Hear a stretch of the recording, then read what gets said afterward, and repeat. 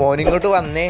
എന്താ ആശാനെ? പരിപാടിയെല്ലാം കഴിഞ്ഞ് ഹോമകുണ്ടത്തിലെ തീ അണയ്ക്കാൻ പറഞ്ഞപ്പോ മുണ്ടുമ്പൊക്കെ എന്റെ മണ്ടേ കയറി പെടുത്തം.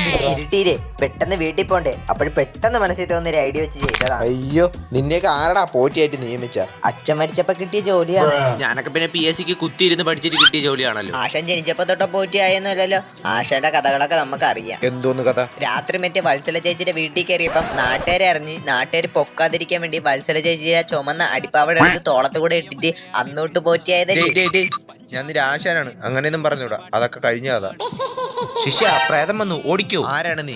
ഞാൻ ചുടലമാടൻ. ഈ നട്ടപ്പാതിരക്ക് ഇങ്ങോട്ട് തള്ളിക്കൊണ്ട് കയറി. ഞാൻ വന്നത് നിന്റെ ചോര കുടിക്കാൻ. നടക്കൂല മോളെ, എനിക്ക് വെരിക്കോസ് വെയിൻ ഉള്ളതാ. അതെന്തോന്ന് വെരിക്കോസ് വെയിൻ? ഈ ചുരുണ്ടുപണക്ക് കിടക്കുന്ന ഞരമ്പില്ലേ, അതാണ് വെരിക്കോസ് വെയിൻ. നീ കുടിക്കാൻ നിന്നാ പല്ല അതിന്റെ ഇടയ്ക്ക് കുരുങ്ങും. ഇതാണോ വെരിക്കോസ് വെയിൻ? അല്ല, പടർത്തിട്ടേക്കണ കുരുമുളകിന്റെ വള്ളി. നിനക്ക് എന്തരറിയാം? നീ പ്രേതമല്ലേ? എനിക്ക് ബയോളജി പഠിക്കാൻ താല്പര്യമില്ല, എനിക്ക് നിന്റെ ചോര മതി.